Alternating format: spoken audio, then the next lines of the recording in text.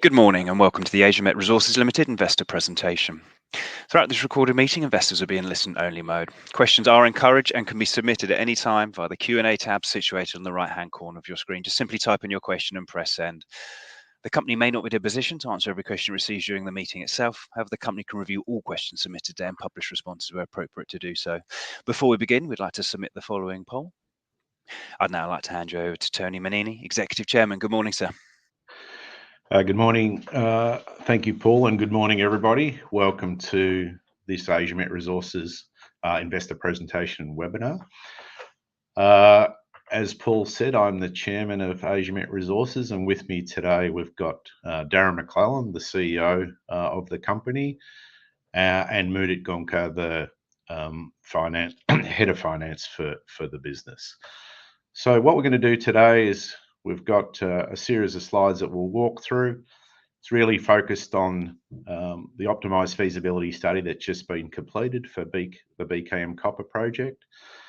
What this is all about has been to deliver a realistic, financeable first stage project to unlock the significant production growth opportunity within the district in Kalimantan at the KSK project. So we'll step through a series of slides today, as Paul alluded to, and then we'll take questions and answer those questions, and hopefully we can cover everything that everybody's interested in hearing today. So if we move to really the key investment highlights and a quick summary of what this is about, it's really about delivering near-term copper production with multiple growth options. So we've delivered here what's really a stage one project. It's a lower risk, smaller 10,000 tonne per annum copper cathode development. The project has been re-engineered and optimised for lower capex, quicker execution, simpler delivery, all of which flows into making it a project which is more readily financeable. It's been very much focused on the near surface higher grade ore, so the smaller project focused on the near surface high grade material, and then it's been a staged approach to the development of the heap leach SX-EW. Darren will talk to all of that as we go through. We'll produce LME grade A copper, so that fits very nicely with the domestic value add downstream processing mandates of the Indonesian government. We're going all the way through to metal, so copper cathode metal, and selling that into the high demand Asian market immediately within Indonesia and surrounding Indonesia. A big part of the driver for this optimized study is really around the capex and getting the capex down to a manageable level for a company of our profile. So the capex is now well below $200 million, including significant contingency, which is a big reduction from where we were previously. We've got multiple international local banks under NDA now. Mudit will talk more to that, and we're looking to move into the formal financing process immediately.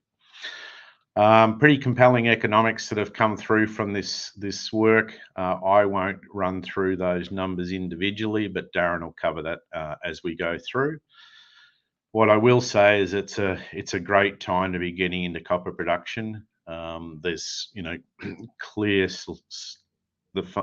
supply demand imbalance, and the fundamentals are very good and looking very good going forward. So great time to be getting in, particularly where we've got a lot of growth options that sit behind this initial stage one starter project. I think as many people on the call will know, we've got a very large resource base, which presents a great strategic platform for long-term value creation. This is a starter project. We've got lots of copper in the ground. We've got polymetallic resources, copper, lead, zinc, silver, gold. So a lot of optionality to grow once we're up and running and got some cash flow. Just quickly on the market itself, just a couple of charts here which show number one, why it's a great time to be coming into production for copper. And really, this is about the demand side drivers, driven by the clean energy transition, electrification of everything, electric vehicles, the amount of power required for data and AI applications, and the upscaling of grid, updating of grids needed to support all those industries. So here you see the supply side versus demand side in terms of forecasts. Demand in the blue, the supply side in the red. On the left-hand side's a couple of years back, 23, and on the right-hand side's out to 2040, and you can see that growing deficit in terms of supply not being able to keep up with demand going forward. No surprise when that happens, you get the price environment that you see on the right-hand side. This is a much shorter time frame, of course. It's actually about 10 years, and you can see a steady increase in copper price over that period, and continuing in that northeasterly trajectory that we like to see, and hence the backdrop for this development. So I might just stop there. That's just a brief introduction. There's quite a bit of detail for us to get through, so I'll hand over to Darren, and he's going to step through all the work that's done. Mood will talk to the finance. We'll talk to the upside opportunity, and then we'll come back with a summary at the end and take some questions. Over to you. Thanks, Darren. All right, thanks for that, Tony. So you're running through some of the key metrics of the BKM Stage 1 project. So MPV, just over 122 million. IRR just under 18%, 4.5 years, simple payback period, over a life of mine of just under 13 years. So I think an important aspect there is, a substantially long sort of reserve tail. So simple payback, within that sort of 4 to 5 year time period, and then we have another 8 years after that to continue. So I think that's that's an important point we may touch on a bit later when we're talking about financing. Total cathode production over the life of the project, 124,000 tonnes. One of the big focus areas has been, in reworking BKM, this Stage 1 project, has been looking at optimising the mining, and we've been able to really rip down the strip ratio. It's down to 0.77 to 1, so that's sort of really helping with the operating costs, having to move a lot less material per unit tonne of copper production. Global revenues 1.2 billion, EBITDA of 612 million, and C1 cash costs sitting around just under $1.80 a pound. Next minute. So we're going to show a video here. This is created by our engineering partner, Rexline. So this is their design scope of the 3-stage crushing across to the heap leaching area. So I'll narrate this a little bit as we go through the video. Thanks. So as we zoom into the central part of central Kalimantan, if people aren't familiar, we're roughly 300 kilometres north of the capital city of central Kalimantan. So just zooming into the crushing area at this stage, ROM pad and run-of-mine area, and then the heap leach pad. So that's our 40-tonne articulated dump truck. That's the size of truck that we now use with the smaller mining requirements, sort of going into the first stage of crushing and coming up to the second stage of crushing. So we're using what's referred to as sort of rolls crusher, mineral sizes. So not sort of maybe traditional jaw crushers or gyratory crushers.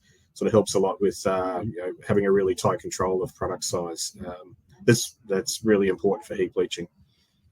So after the first 2 stages of crushing, then move up to what we call the screening tower, the screening plant.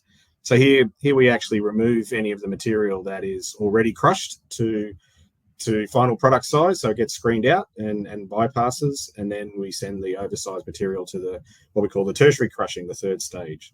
So this is another rolls crusher, so very tight product size, and then the 2 materials get combined and flow through on this conveyor to our agglomeration unit. So this is a really important part of the flow sheet, where we add what we call acidic raffinate, and that's mixed in basically like an agglomeration drum, and we be able to bring the fines and the coarser material together to make a good solid product that comes across the 600-meter long conveyor over to the heap leach pad. So now we're entering the heap leach pad and the mobile conveyor system, which has a lot of flexibility and allows us to be able to deliver the agglomerated ore through to the, initially starting, we start stacking material at the, I don't call it the front side, or in this case we're actually looking east here, so we stack from the east side, and then you'll see through the video we retreat back to the west. So have a radial stacker here which is laying out the material. So that stacker can stack up to about 7 meters high, but our lift heights are 6.6 meters. And we'll see shortly. So it's sort of indexing back, and this is how the conveyor system retreats. So we have sort of the 3 units at the far end, and then the individual grasshoppers get pulled out as we come back through here. So this is how we retreat back and stack in the rows of material for the heap leach, as we show here. Probably maybe a few little adjustments we'd like to make to this video for it to be absolutely accurate, but I think it gives a pretty good picture of how we'll be that front stage, that really important first stage of crushing and through to agglomeration and heap leaching. Thanks, Mudit. Okay, so now we'll talk about the physicals related to BKM stage 1. So 28.5 million tonnes of material mined and stacked, only 22 million tonnes of waste, so that's our strip ratio of 0.77. We're only a maximum mining rate of 5.4 million tonnes per annum. So at that rate, the largest size fleet that we need for BKM is 3 40 to 50 tonne excavators and 9 articulated 40 tonne articulated dump trucks. So relatively small, very manageable and very mobile and maneuverable fleet, which is going to be quite important for the efficient mining of BKM. The maximum ore treatment rate to the heap leach is 2.6 million tonnes per annum. We start off at 1.7 and then basically just steadily ramp that up over time. So we only need to run the crushing plant at about 35 to 40% of its capacity in the first couple of years, which is really good because it does give us some leeway in terms of being able to commission and ramp up the heap leaching and stacking system. So our soluble copper grade 0.55, we have lifted that up from the previous study, so sort of lower tonnes and higher grade.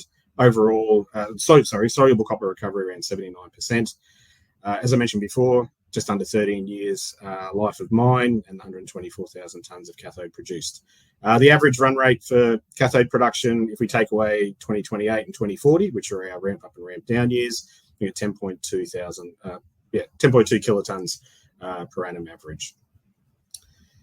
So I guess one key thing, and this leads into the capital cost estimate, it is we are developing a 2-stage heap leach construction. So we build the first stage of the heap leach, and that is good for the first 3 years of operations, 3 years of stacking, and then within that first 3 years we extend the heap leach pad to build the second stage. So it certainly allows us to keep one of the reasons we've been able to reduce the capital cost for the project to get into production. Good segue into the next slide. Thanks, Mudit. Okay, so this is some more detail in terms of the capex. Tony mentioned we're down to sort of around that, just over 178 million now. The sort of the bare cost of the capex project, 145.5 million. Certainly, a lot of work gone into understanding the mining facilities, the process plant infrastructure. That's the work that's been done by Rexline Indonesia and Bigram Technology. There's certainly been some really good outcomes in terms of the engineering design and also sort of the cost effectiveness of working with those two groups in their specific areas. So really happy with the way that engineering's done, and certainly having them do that work and our execution of the project will see them just carry on their detailed engineering work from the work they've done in this feasibility study. So it makes it very efficient to continue on with that activity. So certainly the projects the project has been built up from sort of bottom-up analysis, so a lot of detail in the capital cost estimate. I think a key point to reflect on in this is relates to our contingency, or the growth and contingency allowance. So with respect to growth, so that's an application of a percentage to every single line item in the capital cost. So it sort of varies between 5% to sort of 12.5%, depending on the certainty of that particular item. So the global average of the growth allowance currently in the capital cost estimate is 7.6%. So that's 11.1 million. So that is 7.6 of the 145.5 million. In terms of contingency, so on top of the growth allowance, taking on board some feedback from previous independent reviews, we have applied a 15% contingency to the bare capital cost estimate. So that brings us to the 21.8. And certainly, in discussions with our current independent review process, certainly comfortable with that level of contingency being applied to this CapEx estimate for where we are in the journey for engineering design and going through into construction. So I think the final point of here is the big graph that sits on the right-hand side. So this is a graph of capital intensity. So the capital costs divided by the average production rate for a project. So for this data set, which is relatively recent and quite extensive, 21.1 or $21,174 per tonne of cathode production. BKM sits at sort of $17,500 per tonne of copper. Every CapEx project is different, different settings, different requirements, but it's still a relatively good benchmark to be considered against, and seeing us on the bottom side of that is certainly encouraging. Right, thanks, Mudit. So looking at the financial and economics, from a revenue, we've spoken about the revenue, EBITDA, net profit after tax, 372 million, cash costs of $1.79, split out reasonably evenly between mining, processing, and the general and administrative costs. We've already spoken at length about the construction CapEx, sustaining CapEx, 22.7 million. Speak a little bit about that shortly. And then we also have a substantial provision for closure and rehab in terms of this configuration of BKM stage 1. So I think a couple of really key points. A couple of key points here. Power source. We have pivoted somewhat to thermal coal-fired captive power plant, and certainly, working through the options. There's a couple of key reasons for this. Certainly, moving through the process, this has worked through to be the most technologically straightforward approach. Certainly, coal-fired power is a well-known technology, so certainly it's technologically simpler than what we're proposing previously, and also the availability of a supply source for coal has become available sort of within the last 6 to 7 months of working on the feasibility study. So that's certainly has allowed us to rethink that, and that's we're taking forward the thermal coal-fired power as as the basis for the project. That's what the FS is based on. So I think another key aspect, and I guess it kind of is what it is, but there has been a new royalty regime introduced by the Indonesian government. So previously we had a fixed rate of 2%. Now the royalty regime is a ratchet from a minimum of 4% up to a maximum of 7%, depending on copper pricing. So currently in the financial model, effectively we have a 7% royalty across the project life, and so that has seen the royalty payment increase from 24 million up to 83 million. So a substantial windfall for the government, but it obviously has impacted our project. Effectively, it removed $29.4 million of NPV and effectively 2 percentage points of IRR with simply that change in royalty relative to the previous regime.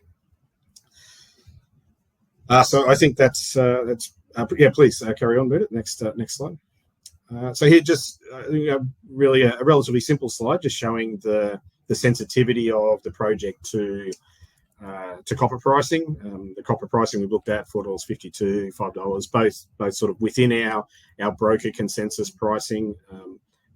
Current pricing, depending on which market you look at, sort of within these ranges. So I think there's good positive uptrend in certainly the valuation of the project with increasing copper price. Thanks, Mudit. Okay, so there's a couple of probably two key areas that we see as opportunities for enhancing BKM stage 1. So the first one relates to improving recovery out of the heap leach. The current overall copper recovery out of the heap leach is 60%. We recover 79% of the soluble copper that's going there, but there is a portion that is insoluble in some of the materials, bornite and chalcopyrite. So there's been within the last couple of years, there's certainly been a lot of news and work being done on improving the leaching of particularly chalcopyrite in the heap leaching system, in heap leaching technology. So we'll be really keen. We don't really have the opportunity to test those now prior to going into production, but certainly going into production, starting off, we know that we have high levels of soluble copper at the start. We have some time to be able to get established. Then we can take really good bulk samples of material and be able to do the test work that would be necessary to verify improvements, to verify and do the test work that would allow us to understand the application of those technologies. So I think that's really, really encouraging. And secondly, the other area that we see as an opportunity is the availability of soluble copper that we're currently processing through our neutralization wastewater treatment plants. Currently in our flow sheet, we lose that soluble copper through the neutralization process. But actually, just looking at some things now with Bigram, there could be an opportunity for us to make some pretty modest flow sheet changes that would allow us to be able to separately recover the copper from this wastewater into a low volume, sort of a high value, low volume product that could be recycled to the heap leach. So we have had some discussion and we'll be having a look at some work with Bigram to see if we can realize that and see what the opportunity could be to recapture some of the 3,500 tons of copper that we currently precipitate and don't recover. Thanks, Mudit. Okay, I'd like to hand it to Mudit, who's going to lead into the financing discussion. Thanks, Mudit. Sure. Thanks, Darren. On the financing, I think our approach, is a multi-pronged approach, is what we've taken, right? It's going to be a mix of debt, equity, and potentially other pools of capital. And the way we've approached it is to keep the dialogue open with all potential pools of capital, lenders, traders, strategics, and the likes, and have had conversations with them over the past few months, all essentially now that those dialogues will really get an impetus and will be fast tracked now that the BFS has been released. From a lender's perspective, we've been engaging with a group of lenders, both international and local banks. There has been quite a strong interest initial strong interest we've received from the lender group, and that's probably due to two reasons. One is definitely the product. Copper is something that lenders want to get exposure to. Most of them are kind of really exposed to nickel in Indonesia, but copper is something, given the backdrop, the positive outlook, the secular trends, the deficit expected, that is a product they would love to get exposure to in Indonesia. So this allows them the opportunity to do that. And secondly, of course, from whatever we've shared with them on our initial discussions around reducing the scale, making it simpler, making it staged, de-risking it, I think that's the other point that kind of really appeals to them. In terms of where we are, so we have currently 5 NDAs signed with lender groups, mix of, as I said, international and local. Of course, there's many more lenders who we've interacted with, but I think these are the top 5 who we felt we wanted to kind of really engage with, and hence we've signed NDAs with 5 of them. What we are also doing is getting the ITE report, the independent technical study, and we've actually taken a slightly different approach. Typically, you would do the feasibility study, and then the independent technical reviewer would come and review it. But what we've done is brought them on early, and they've been doing the review and essentially nearly finalizing that review. So their report would be available to lenders, over the next few days. So as we speak, we are in the process of essentially providing access to our data room, which has all the information, and will also have the independent technical review report in the next few days. And the lenders essentially will have access to that. In terms of how we want to run the process, right? I think we need to, our initial thinking is to run quite a tight timeline process.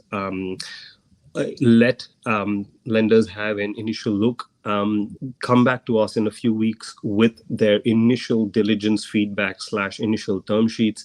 And based on that feedback, we want to essentially finalize or decide which kind of lending group do we want to take forward towards final credit approvals and kind of detailed diligence phase. So I think that's essentially what we'd like to run in terms of a process. Talking about the kind of the equity / other piece. So again, a lot of interaction with the other groups on the equity side as well, and offtake side. So on the traders, we have 4 NDAs signed with traders, and this is the likes of global traders, but also Japanese. So those are the ones in place. Traders have spoken to us about variety of structures. Of course, they want offtake, but they can do a prepay, they can do an equity investment, they can do a hybrid. So I think some of the traders are quite flexible in terms of the form of the capital. And again, the idea there is that we'll have to evaluate what makes most sense once they've had a detailed look at this new study. In terms of strategics, we've had a lot, to be on a strategic side. There's been a lot of inbound over the last, I would say, couple of years. But the ones I'd like to mention is essentially there's probably about 6 NDAs right now where there are people who want to take a look at the new study. And over the last 3 to 4 months, we received many more inbounds from strategics who wanted to take a look, but I think we've held those discussions off and we wanted to re-engage once the study was out. So now that the study's out, we are actually in the process as we speak, signing new NDAs with some of those players or counterparties. And again, I think in terms of the process, it'll probably be a similar one where we let people have initial look, come back to us pretty soon with their feedback. And based on that feedback, we know who's serious and what makes most sense for us, and then kind of go forward with them on that basis. So I think that's how at least we've been approaching the financing from lender and equity perspective. In terms of timeline, I think the way we would look at it is we are in May. It's probably a 4-month process from start to kind of finish is how we would like to run that, both on the equity and debt side. I'll pause there, and of course we can take questions. I know I've already started seeing some questions on this, but I'll hand it back to you, Darren. Okay, thanks, Mudit. So looking at our next steps, as Mudit alluded to in discussing the previous slide, finalising our independent technical experts review. So that we have been doing that in parallel. So we're coming to the final throes of them approving and releasing the final report for the ITE. We've had a chance to discuss and review, but we have been going through that process as the feasibility study has also been developed over the last couple of months. So that's certainly good to be able to close that out in line with the study, and it certainly helps us move into the financing discussions much more rapidly than what we had done previously. We've already spoken about the formal launch of structured engagement with lenders and strategic investors. Keen to appoint a project director to lead construction, lead development of BKM stage 1. Certainly hope that we're able to announce an appointment not too far, quite soon in the future. looking for someone who's got really good Indonesian experience, but certainly experience in constructing, delivering projects in the setting that we have related to BKM. With the appointment of the project director, that will then give us a good segue into discussion with construction contractors, going through early engagement, starting to look at some of the contracts. I know that's going to be a really important part of I think that'll be a really important part of the discussion with lenders. They'll be really keen to see the nature of the construction contracts, how we're going to be taking that forward. So it'll be really important. The project director is here to be able to lead that as well, given it'll be his responsibility to execute those. Finalising key permitting activities. There's a couple of permits that are outstanding that we've been working on. We see some light at the end of the tunnel. Not absolutely critical that we have them at this point in time, but certainly we see a path forward to closing them out. And there are some other activities which we are currently actively working on, which come as a result of completing this study and our requirement to have to submit new studies, new details through to the government for the new project. And then sort of all this leading into preparation for the opportunity for maybe some early detailed engineering design, and I think an early works program. At least doing the planning and establishment for that. So we can see what that looks like. What would be the things that we could do to certainly get off and running in the project, and certainly as some of the aspects of the equity and debt side come through, that'll be important to take us through. So currently we finished the study, released that as we look through the development roadmap. Mudit's mentioned sort of the 4 months time frame over the project financing. So that's looking at us in engineering sort of in quarter four of this year. Maybe potential to start a little bit of work earlier, as we just discussed. And then we start doing site prep, and then it's sort of full on construction. Starts around Q2 2026. And carries through until the end of 2027, but we're able to commission. And because of the way that the structure and particularly the processing facility, that's the critical path. The ability to develop the heap leach and be starting that work, because and you can continue on sort of developing and commissioning the back end of the plant, the SXEW, because you don't have you've got to build up enough copper from the heap leaching system before you can turn those systems on. So there's ways to be doing things in parallel, which is really important, not so much in a sequential basis. And first copper cathode sort of showing currently in our plan, April 2028. Thanks, Mudit. So I'd just like to talk. So now we're sort of moving into some discussion about, we've discussed a lot about BKM Stage 1, really important, the platform for the future development of the KSK contract of work, effectively. So what are the next stages potentially looking like as we take the project forward? So looking at we see an opportunity in what we would call BKM Stage 1A, so heap leach expansion. This would come about from successful application of some of the technology which I referenced before about improving the leach recovery. I was talking before about heap leach recovery improvement. That comes, if we can verify that and it gets applied in BKM Stage 1, then there's an opportunity to reevaluate the recovery models for the entire deposit. And there could be an opportunity, and of course need to look at how a heap leach gets expanded, but there could be an opportunity to expand the heap leachable component of BKM. So that's what we are really classifying as BKM Stage 1. Stage 2 looks at us. That Stage 1A probably still has you looking at maybe some more of the mixed copper materials, but BKM Stage 2 is really looking at that portion of the material that's 100% chalcopyrite, or close to 100% chalcopyrite in the deposit. So within BKM itself, it's a 452,000 ton resource. We recover 124,000 tons. So there's 240,000 tons in situ in the ground, that we don't mine. And there's 85,000 tons of copper, is in spent ore on the heap leach that grades a total copper grade of 0.3%.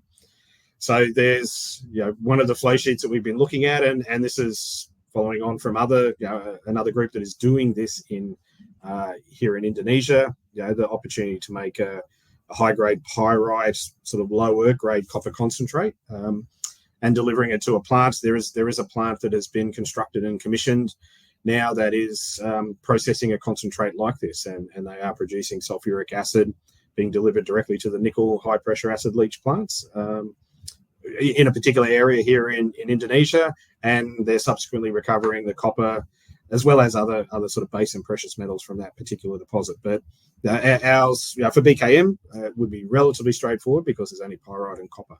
So yeah, I mean, it's important. There is a business case, there is a flow sheet, there's an operation which is doing something very similar to this. So I think it's that lends some weight to the ability to be able to do something of a similar nature. Although we would produce the concentrate at BKM and then look at where the best place might be to process that concentrate. Okay, thanks, Muna. Okay, I'd just like to hand across to Tony, talking a bit more about the broader KSK contracted work and some of the polymetallic materials. Yeah, thanks, Darren. Look, this is really everything we've talked about to this point in time is about the BKM feasibility study, and Darren's just talked the last couple of slides about the opportunity immediately within the BKM deposit itself. What I just want to remind investors about is that there's a hell of a lot more here beyond this 10,000 tonne per annum development project. As Darren said already, we're leaving a lot of copper in the ground, so that's still there to be recovered as we go forward with a different process flow sheet. But just to remind people, immediately next to BKM, to the north, we've got BKZ. This is a polymetallic, high grade, zinc, lead, silver, gold, copper deposit. There's a lot of metal in the ground here. These things have been mined worldwide for hundreds of years. And some of the mines that mine them are down at 1,000, 1,500 metres, 2,000 metres deep. This is sitting just below the surface, pretty much untouched and very underexplored. We've done what we could with the limited resources we had available to get to this point. But there's a hell of a lot of growth to come through the development of this. And you've only got to look around at things like foreign mining, Foran, Foran, in Canada. It's probably got not that much more than what we've got here in terms of the opportunity, and it's got a market cap of somewhere around over $1 billion, and it's just starting to build that project now. So we've got high-grade polymetallic ore. We've had some fantastic gold hits here as well, and I'll just remind people that we actually have drill holes with very long intervals of high-grade gold, where we've got probably the opportunity just within BKZ of around 500,000 ounces of contained gold. So, I think that's been forgotten about as well, and we're just going to start reminding people of actually what we've got here beyond the 10,000 tonne project. Look, and then just around BKM itself, just a couple of snapshots here just to demonstrate that there's a lot more to come. I talked about BKZ just now, which is you can see on the left-hand side at the top, BKM in the middle, and then you can see to the south, BKS. It's a very similar footprint to BKM, and then BKW, similar footprint again to BKM, and both of those areas have had very limited work. I mean, I think there's 7 holes drilled down in BK South, and about 4 of those have intersected good grade mineralization very close to surface. And you can see some of the numbers here: 10 meters at 2.5 copper, including 2 at very high grade, 7.5% copper. So a lot more to come there. On the right hand side, I just talked about the gold results. Look around and see the results that people are putting out, and you'll be hard pressed to find numbers much better than this. This was drilled back in 2023, 23, I think it was 22 or 23, and these results, were the initial results from drilling into this precious metals part of BKZ. So here you'll see the yellow on this image is actually gold in the soils, and you can see BKZ's the very top piece of that. We've got BKM sort of here. To the south, where we've got BKS, is a very big gold anomaly, similar or higher level magnitude to what we have up at BKM and BK South, which has not yet been tested. So when we see these things, we see this very extensive, copper field. We see these, very coherent, strong gold anomalies. We'd be very confident that we're going to get additional resources beneath these. And once we get up and running with BKM, we've got the roads in there, we've got the camp in there, we've got the infrastructure in there, we've got, the initial power source in there. So you've got a lot of the infrastructure there, and we can start to unlock the district scale opportunities that sit here. And I think a lot of this has sort of been forgotten about. Everybody's focused on the 10,000 tonne project. It's a small project, but this is where we're talking about stage 1A, stage 2, stage 3. There's an opportunity to build a much larger production base here. And that's what, some of these strategic parties see and are most interested in. We're not being valued for any of this, and they see an opportunity. Look, so that was really talking about the immediate surrounds of BKM. I'll just remind again that BKM sort of sits here on the right. On the left, you've got Baroi and the Far East Zone.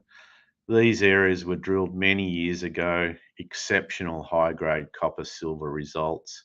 Never had any follow-up since then. They lie within forest areas and can only ever be mined underground, but you've got grades sufficient to go underground. So in due course, the company needs to get back to these areas, but we're building infrastructure at BKM. So, we need to, focus on really getting as much as we can where we've got the infrastructure. But, obviously there's huge upside here. And again, others see this not being valued and, are very interested in it.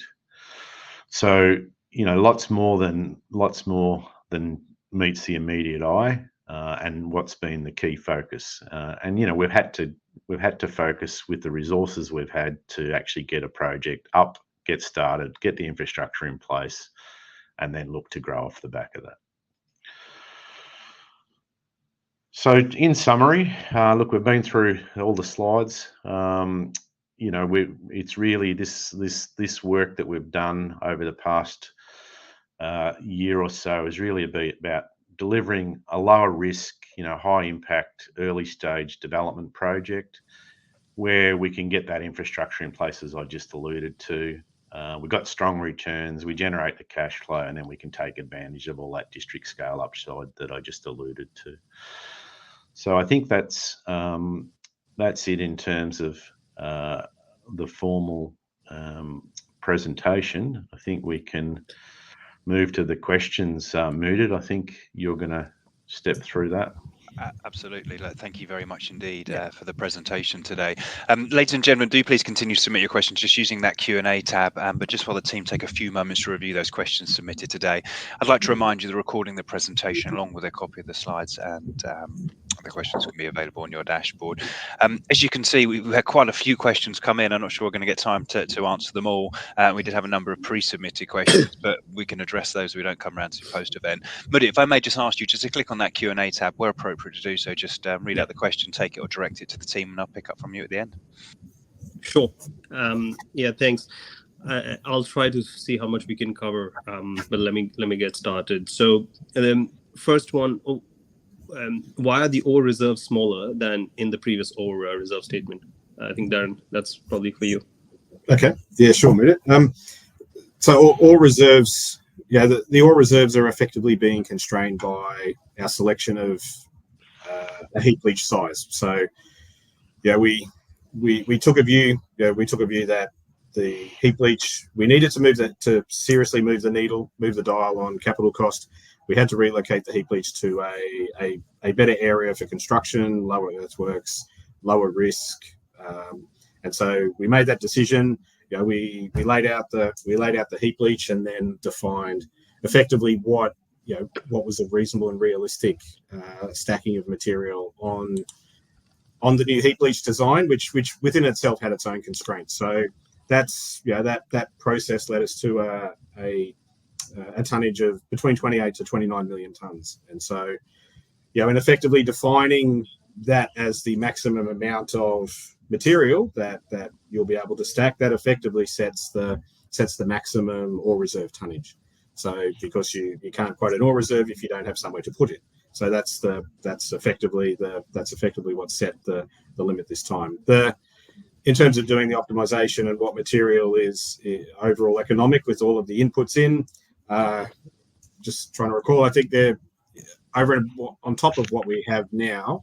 I think it was another 3 or 4 million tons would potentially be economic within a different pit, within a different pit design. So would be a slightly bigger pit design, slightly higher strip ratio, etc. So this also allowed us to bring that tonnage down and also really screw down that strip ratio and sort of really just mine out that mostly higher grade, higher leachable material from the deposit. Thanks. Next one is IRR appears to be low than the 2023 study. This is despite the higher base case copper price being used. Can you explain the reason? And also, how would lenders look at it? Okay, I can probably take that one. So I think when we look at this project versus 2023, we'll need to see what's really changed. And actually, maybe if we actually have a comparison, so we could look at that. Let me just show that actually. Yeah, so I think we need to look the entirety of what's actually changed. And in a sense, the whole idea was to adjust the scale and the kind of the execution risk when it came to this project. Yes, IRR is low, but I think, again, what we need to see is the CapEx significantly lower. Not just the CapEx, but the contingency that we had applied. It was only about 12% or so in the past study, whereas now it's more than 22%. So that's a huge change. The life of mine from 9 years is now almost 13 years, and with a payback of 4.5, that provides a lot of reserve kind of tail at the back. The mining, the amount of material we are mining is way lower. So it's almost half. It was 90 million tons then, and it's probably about less than 50 million tons now. Power earlier was going to be biomass. Now we're talking about coal, which is, again, from a technology perspective, is de-risked.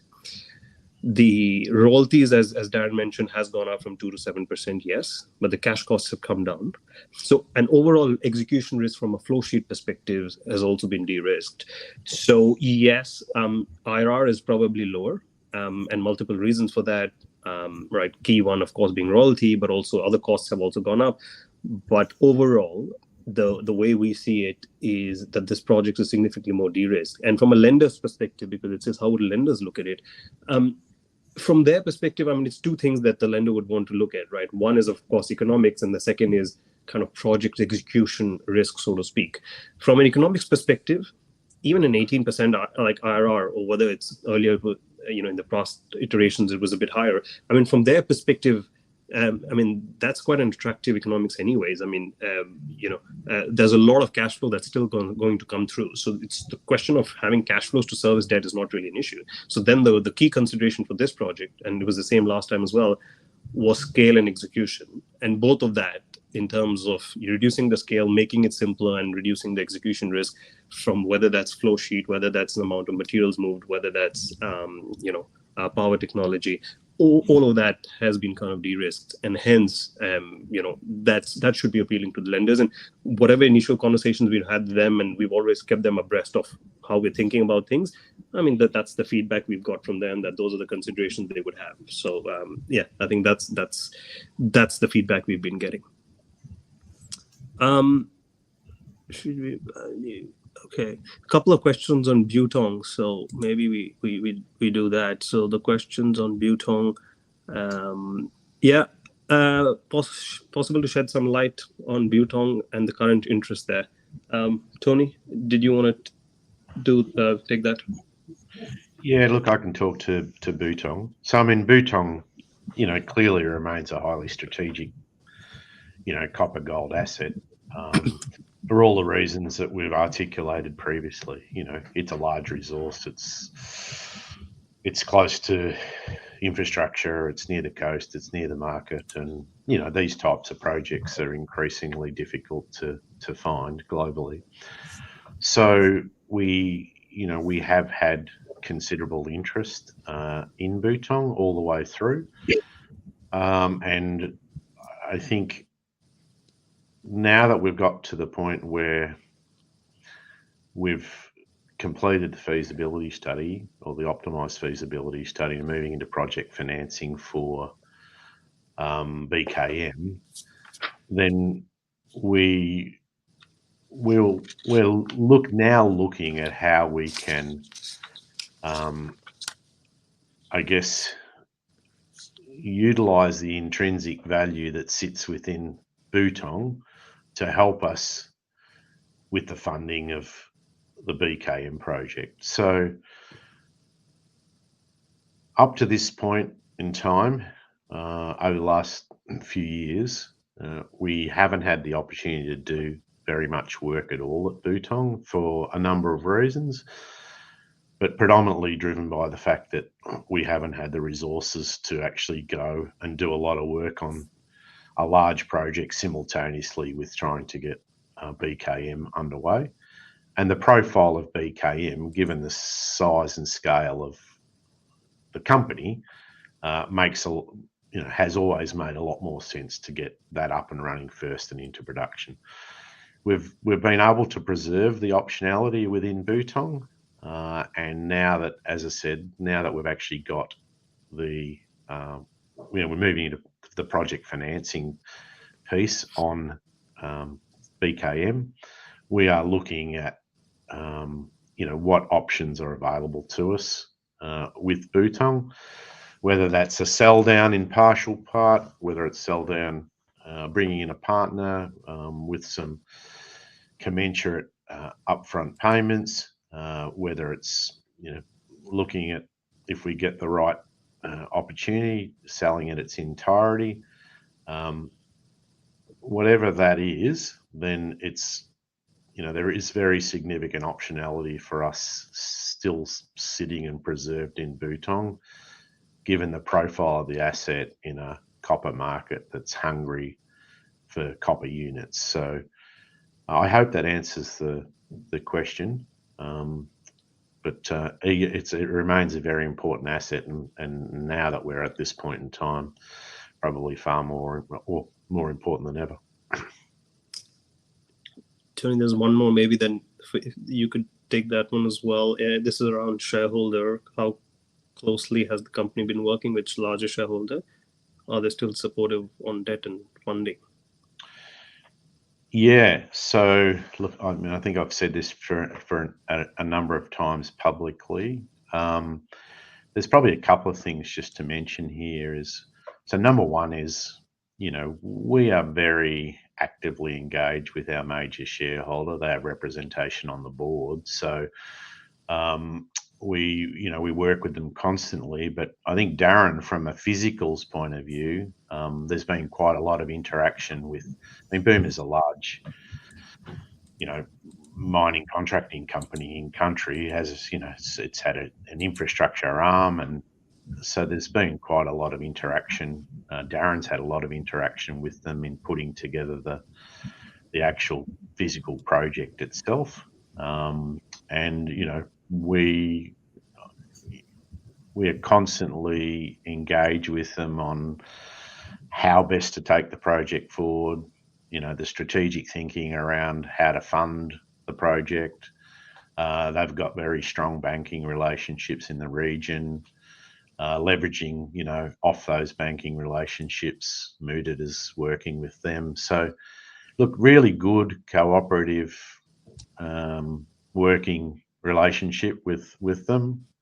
So I think it's very strong, and it's very, in many ways, I think we've been very lucky to have them there, very supportive through this period where we've had to, reshape the project to get it to a point where it's ready to fund, and then, going forward, they'll play an important role in helping us shape the finance to actually build the project. So, I don't think you could, certainly been a very good working relationship. They're very committed. I've said that all the way through. I mean, they wouldn't, I know these people well. They wouldn't have invested in the first place if they weren't prepared to follow it through. So they're certainly, fully committed to do that. Thanks, Tony. A couple of questions around the level of commitment from interested strategic investors and offtake partners. Provide more detail on lender counterparty interest so far. So maybe I can take those. So essentially, level of interest. I mean, I shared when I was speaking about, the financing slide in terms of what level of engagement we've had. NDAs process, where we are in the process, but essentially, when it comes to strategic / offtake players profile, as I said, the traders, it's a mix of global traders, the usual suspects that you would have, that who would look at a project like this, well-known names, plus Japanese. So I think that's kind of the profile when it comes to traders. When it comes to strategics, again, it's been a mix. There's been Indonesians, parties, there's been interest from Chinese parties. And again, these are people who are in the commodities, similar commodities, base metal, some have smelters. So I think it's again a variety of strategics who we're speaking to. Level of interest so far is, I think it's varied, as I said. So when it comes to, let's say, traders, to be honest, we've received in the previous iterations, we've also received some kind of written interest from some of the traders in the past. Of course, they need to reevaluate that based on the current iteration or the stage 1 study. On the strategic front, for most of them, we've held back really providing a lot of data till this was released. So the interest so far has been more initial and with the view of doing DD once the study is out. So there's this question on royalties. What CU price, what copper price the royalty increased to 7%? So it's $10,000 per ton, which is about $4.54 on a pound basis.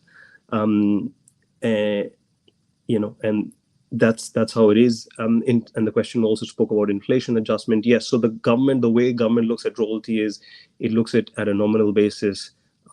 So, whereas of course our study is based on real prices. So if you do on a like for like, essentially we are talking about, essentially you get to a 7% if you look at nominal prices for our model. And that's what we've applied, a 7% throughout. But I'm just conscious of time as we're coming up to the hour mark. Unless there's any other ones, of course, you can address any questions post-event if there's anything pertinent ones that you want to just pick up. Yeah, if I was thinking maybe we go 5 more minutes, and because there's been quite a few, and then maybe if that's all right. Sure, no problem. Go ahead, sir. Okay, how should the market now look at BKM now that or value BKM now that the DFS is complete? Probably one for me. I think, let me take an outside-in view and how a how I would have looked at it in my previous shop in a bank, right? When we looked at companies like this, which had a startup project and growth potential, I think the way to kind of look at it is what the value is for the startup project. In this case, we have an NPV of 122 million. If actually you see what that means on a per share basis, it's about 0.4 US dollars or 0.3 in terms of pounds, right? But that's of course the startup project, just NPV divided by number of shares.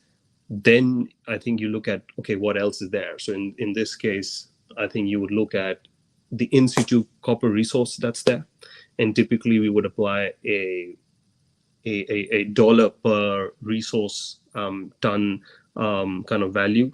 So that's definitely a value there for the in situ copper resource that's there already at BKM. Then I think the next layer would probably be the polymetallic and the gold resource that's established, and then again assign a value to that based on a peer multiple for these kind of resources. And then there's the exploration, drill hits, exploration potential.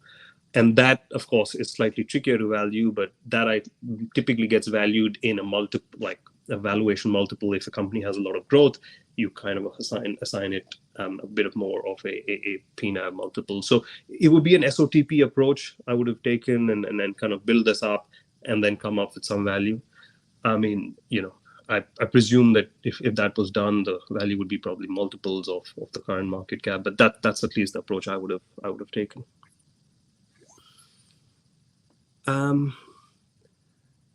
Details lender. So yeah, I think we've maybe one more. What's most exciting of this juncture for the company? I think it's quite exciting where we are, to be honest. It's a lot of months of work that now finally we managed to release the optimized study, finalizing the IT, kickstarting the financing process, kickstarting the re-engagement with the strategics and traders. So, I mean, from our perspective, it is a very exciting moment, I would say. Maybe I should. I'll tell you, when I came over, maybe I should say, and this is more personal, right? When I came across, when I was at the bank and I came across Darren and Tony, and of course, very impressed with the team, but also I was extremely excited about the opportunity set here, right? Not just the starter project, but the long-term growth potential to build this into a platform. And that's the reason, I mean, I kind of came on board, just seeing the long-term potential. So I think it's important to see that what's exciting today, and that there's a lot of exciting stuff that's happening, but also keep in perspective that there's a lot of exciting stuff going forward as well. I think Mudit, I wouldn't mind just adding, certainly being able to really see that clear path forward to the financing process, having things being able to come out within a relatively short space of time, and having all of that information together to be able to go into that process so much sooner after releasing the study is exciting, and I feel a much better way of approaching it this time. Obviously, we learn from these things, so I think that's really exciting. And sitting here in Jakarta in the office and seeing the amount of inbound interest in our assets is really exciting. We're not going out and marketing ourselves for that sort of thing at any sort of way, shape, or form yet. A lot of people are familiar. A lot of groups are familiar with the assets. These are copper assets in Indonesia, which are pretty rare. So I mean, they're really valuable. The copper assets of others are well tied up. We have two really good assets here that we really want to do our best to make sure people appreciate the value of. Okay. Mudit, I think that there's a few questions that have come in. I think if we've got time, we should just quickly punch through them. I think they're pretty few additional ones. So maybe I can just jump through a few of those if you like quickly. Sure, Tony, please go ahead. So one of the questions here is, how's ASIAMET planning to fund on production graph shows 2028 how is ASIAMET planning to fund ongoing operations until income from the copper cathode production? So we've talked a lot about the project financing. So the project financing essentially we move into project financing, we raise the project finance, and that's really the funding to take us from here through to production. So that's what project financing is, and that's what all this work that's going into to actually get the project finance in place, and that's the capital that we'll have to spend to get to that point in time when we get production and get cash flow positive. So that's that question. Second question here, any chance to get subsidised as a startup or give the government ownership to increase returns to shareholders? Darren, do you just want to quickly mention about what the opportunity that we do have there? And I think this was in relation to the royalty, because I think there was a royalty question and then there was the follow up to this. So in terms of any subsidies when it comes to the government for the royalties. I mean, I can say at this point in time there's currently no indication with respect to subsidies. Anything to do with the royalties. We do, as part of the current model here, there is tax incentives, which are currently in our financial model. There are tax incentives for downstream processing. So they're applied. They're substantial. It's a fairly big part of the reason that the nickel industry has taken itself to where it is because of quite substantial corporate income tax holidays that come as part of an incentive package for downstream processing. You have to be producing copper cathode to be able to realise that, and that's of course that's what we're doing as well. So, in terms of other giving the government, I think the question said giving government a share. I guess the investment landscape here in Indonesia is actually changing somewhat. Certainly with the way state-owned enterprises interact, and now with the creation of a sovereign wealth fund here in Indonesia.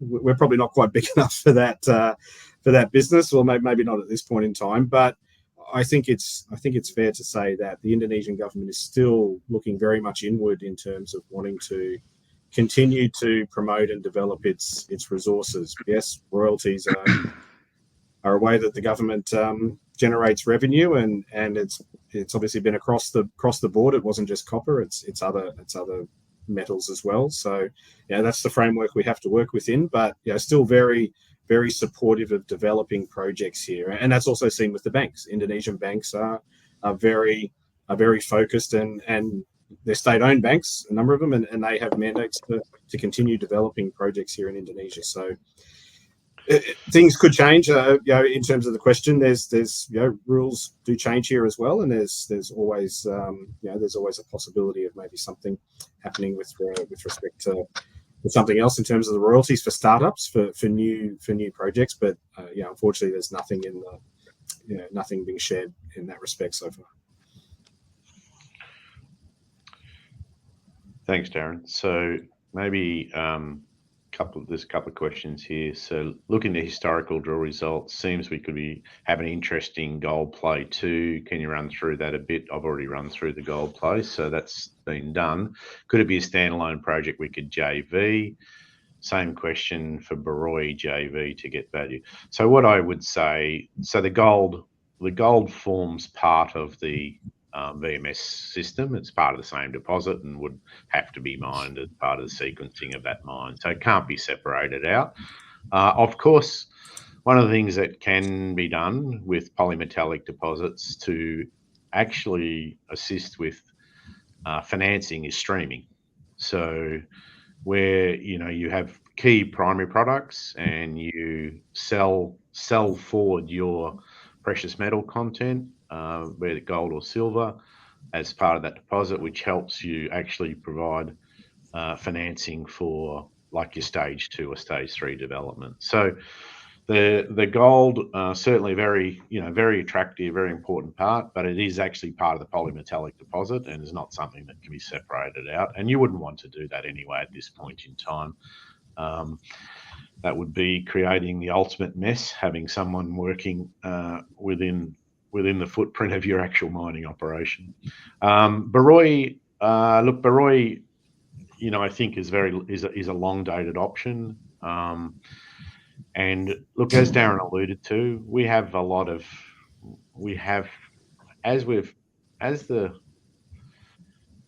as the whole commodities complex has lifted, as the markets have been more attracted to commodities, and as we've got towards the end of this feasibility study, we do have a lot of interest. So, and it's broad; it's across the spectrum, all the assets themselves. It's not just one or the other. It's actually across all of them. So Barroy does have value for us, but it's probably the most long-dated piece of the puzzle, and I think it's just not possible to carve off part of a contract of work. It's just not how it works in Indonesia or anywhere else for that matter. So you either sell the whole thing, you sell the future.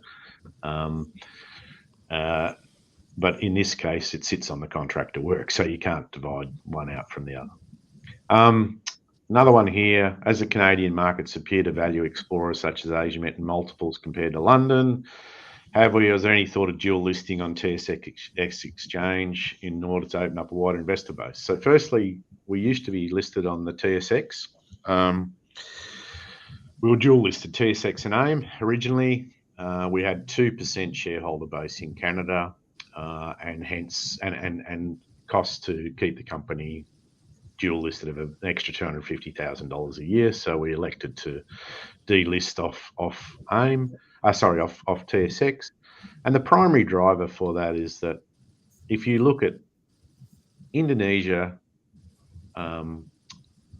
there's very few, if any, probably no TSX listed Indonesian explorers. Might be one or two. So I think, it really wouldn't make any sense for us. We're probably much better off looking at a listing on the Indonesian stock exchange once we get into production, or alternatively, think about the Australian market. Indonesia's much more familiar, closer to home. TSX, for projects like ours, I don't think the TSX is valuing them any better than any other market at the moment. It's a very low liquidity there, and things like that I alluded to, Forerun, has been able to get traction, but it's a project that's in Canada, so that's a major difference. So I think I don't think there's a lot of value in considering a listing in Canada, but in due course, I think it's something that we would we've already thought about listing in Indonesia, but you can't list in Indonesia until you're in production. So, and the valuations, by the way, on the Indonesian exchange are extremely good. So it's something we'll look at in due course. Look, and the last question that we have here, I was under the impression that the CapEx to NPV ratio was a lot better now. Slide says equal. Did you miss contingency for 2023 FS? So I think the answer is yes. Whoever put that question up, the question is, if we applied the same contingency to the CapEx in 2023, then you would have had a ratio which was much lower than what it is now at 1.43. So the comparison on the slide was comparing with the contingency that we put in, and it was an area that was highlighted that we needed to have a look at, and actually what you see in the new study has taken on board that feedback, and the contingency in the new study is probably the contingency that needed to be added to the previous CapEx. So I think hopefully that answers the question. We've got a far superior NPV to capex ratio now than we had then if we applied the same contingency. Unfortunately, we lost 30 million in NPV with the recent changes, which it's something that we can't. Yeah. Fantastic. Look, guys, thank you so much indeed. You've covered off every single question that you've had through. And Tony, thanks for jumping in on those last ones. Much appreciated, I'm sure, from the investors. Tony Darren, thank you indeed for updating investors today. Can I please ask investors not to close the session? You should now be automatically redirected to provide your feedback in order the team can better understand your views and expectations. It's only take a few moments to complete and is greatly valued by the company. On behalf of the management team of ASIAMET Resources Limited, I'd like to thank you for attending today's presentation. That concludes today's session, and good morning to you all. Thank you. Thank you. Thanks all. Everyone.